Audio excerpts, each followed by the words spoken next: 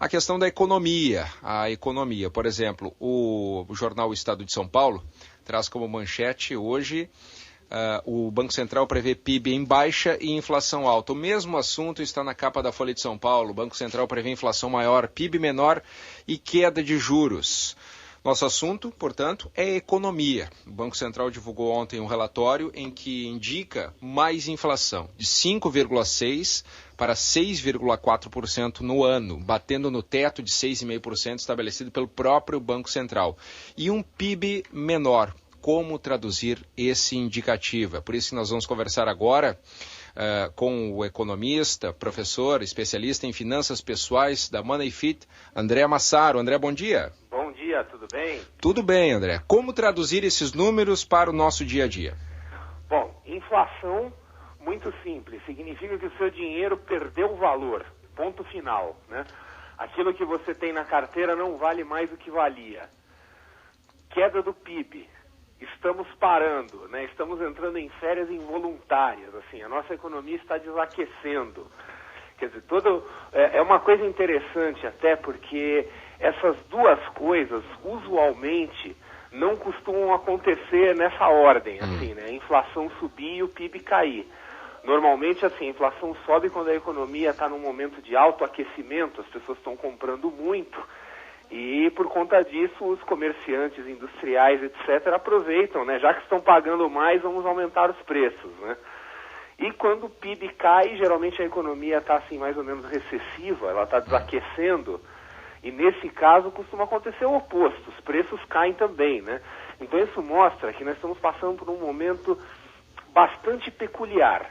Quer dizer, nós estamos, por um lado, começando finalmente a sentir de forma mais intensa os efeitos da crise mundial, o que afeta o nosso PIB, mas o consumidor brasileiro, médio, de certa forma, ainda não se tocou disso, né?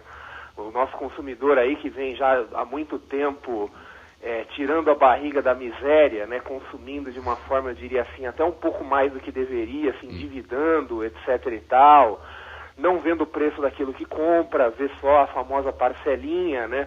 Então nós estamos num momento assim de possível virada de tendência. Professor, para o bem ou para o mal, né? Professor, num cenário desses, qual é a sua recomendação para o consumidor? Vamos por partes. É aquele consumidor que pretende, por exemplo, comprar um carro financiado. É o momento de ele esperar. Aquele que pretende comprar uma casa, aproveitando que o crédito ainda é abundante. É o momento, ele deve segurar um pouco, até porque há uma incerteza em relação ao emprego. É o momento de adotar posturas defensivas. Esse excessivo consumo e excessivo endividamento, ele acontece, entre outros fatores, tem um fator psicológico aí por trás, né? Um fator de segurança psicológica, que é o seguinte: nós vivemos hoje no que se chama de uma economia de pleno emprego. Quer dizer, está muito fácil arrumar emprego. Isso não é uma coisa comum no Brasil, né? O Brasil nunca foi assim um país muito amigável a negócios, né? Então é uma coisa nova. Hoje as próprias empresas, empresários, eles falam em apagão de talentos, falam que está difícil arrumar pessoas para trabalhar. Então as pessoas estão se sentindo muito seguras, que se perder o emprego arruma outro fácil, etc. E por conta disso estão se endividando. Estão se endividando bastante, diga-se de passagem. Só que, se a economia desacelerar, uma coisa que poderá acontecer, né, eu diria que quase certamente vai acontecer, é o desemprego aumentar. E em o desemprego aumentando, aí vai pegar um monte de gente que já está endividada, já está numa situação ruim financeiramente, pode passar por uma situação ruim profissionalmente, e isso significa uma coisa muito complicada, né? Quer dizer, perder o emprego, perder a renda, e ainda está cheio de dívida, pode colocar as pessoas numa situação potencialmente perigosa. Então, um momento como esse exige atitudes defensivas, quer dizer, exige procurar consumir menos, procurar formar mais reserva financeira para momentos difíceis também. Agora, professor, a tendência do Banco Central é de continuar nessa mesma ideia de corte nos juros, que hoje estão em 12% ao ano, corte na taxa Selic, exatamente para tentar incentivar o crescimento. Corte na Selic talvez também seja corte nos juros de mercado. E aí não vai estimular esse consumidor que está pertinho do final de ano, pertinho do Natal, a se endividar um pouquinho mais? a tendência é essa, que é os juros caindo, o consumidor deve se endividar mais, né, vai ficar mais atrativo. A intenção do governo baixando os juros é exatamente tentar aquecer a economia, aquecer a despeito do que acontece no resto do mundo, né? Mas ainda assim é importante que o consumidor evite cair em tentação, porque as perspectivas não são as melhores possíveis, né? Inclusive é até uma oportunidade que o governo vê de eventual desaquecimento da economia para poder baixar os juros, porque o governo estava assim muito conservador com os juros, até aumentando, na verdade, assim ao longo do ano passado, porque a inflação estava subindo. Mas assim, o consumidor não deve se animar. Bom, em relação... Pode ir, Carolina, pode ir. Não, por falar nisso, professor, como o senhor avalia essa estratégia do governo de baixar os juros agora? É correta ou ele poderia voltar a ser conservador em função dessa inflação que já deve superar o teto da meta? Os juros precisam ser baixados de uma forma ou de outra.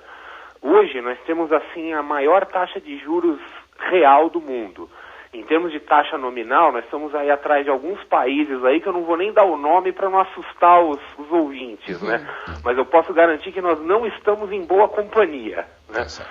Mas assim, então os juros têm que ser baixados de alguma forma. Nós estamos numa situação completamente descolada daquilo que acontece no mundo.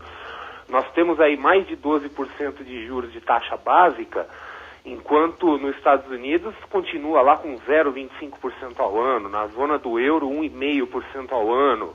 Então nós estamos numa situação assim absolutamente fora daqui. Nós temos taxa de país de quinto mundo, né?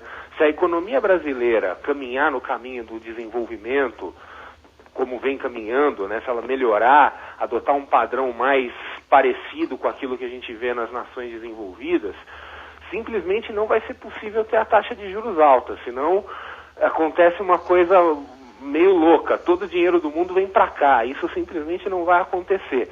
Então nós temos dois caminhos, ou a taxa de juros cai, ou a gente mergulha em direção ao quarto, quinto mundo, né? Então o governo precisa aproveitar essa oportunidade para começar a mexer um pouco na taxa, já colocar ela novamente numa tendência de baixa. Aliás, a tendência de longo prazo da taxa de juros brasileira, ela é uma tendência de baixa. Se você for ver, por exemplo, assim, em 2002, a taxa era aproximadamente 25%, 98, na época da crise da Rússia, era mais de 40%. Se for pegar isso, colocar num papel, fazer um gráfico e traçar uma reta, vai ver que vai fazer uma reta que vai para baixo. Bom, dólar alto, hein, André? Qual é a orientação para quem pensa em viajar para o exterior, por exemplo, fazer compras em dólar? Esperar ou pode fazer agora? Compra já. Ah, é?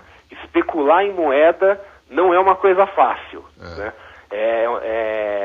Eu diria assim, que especular em moeda é mais difícil do que especular em ações. Então, assim, quem tem um compromisso financeiro em dólar, seja uma viagem ou precisa comprar alguma coisa importada, já compra agora, porque assim, geralmente o consumidor médio, as pessoas médias ou pequenos investidores, quando se metem a prever o futuro, normalmente se dão mal, né? Então não brinque de prever o futuro. Se tem um compromisso, compra agora e esqueça. Não entra naquela de arrependimento depois, caso o dólar tenha caído, né? Lembre-se que podia subir também, né? Mas então, professor, comprar com cartão de crédito no exterior, por exemplo, neste momento nem pensar. Não é a melhor alternativa, e não só por causa da oscilação do dólar, também por causa do IOF, né? Então, assim, a melhor opção para quem vai viajar nesse momento são aqueles cartões de débito pré-pagos, né? Quer dizer, aqueles cartõezinhos que hoje substituem o Traveler Check, e aquilo, inclusive, é muito melhor do que o dinheiro em espécie, o dinheiro físico. É importante, assim, dinheiro físico, mesmo em notas de dólar, assim, a pessoa deve ter só aquele necessário para chegar no aeroporto, comer alguma coisa e tomar um táxi, né? Porque aí envolve, inclusive, questões de segurança. Tá certo. André Massaro, obrigado pela sua atenção, um bom dia, uma boa sexta-feira, obrigado pelas dicas, hein? Que é isso, bom dia para vocês e para todos os ouvintes.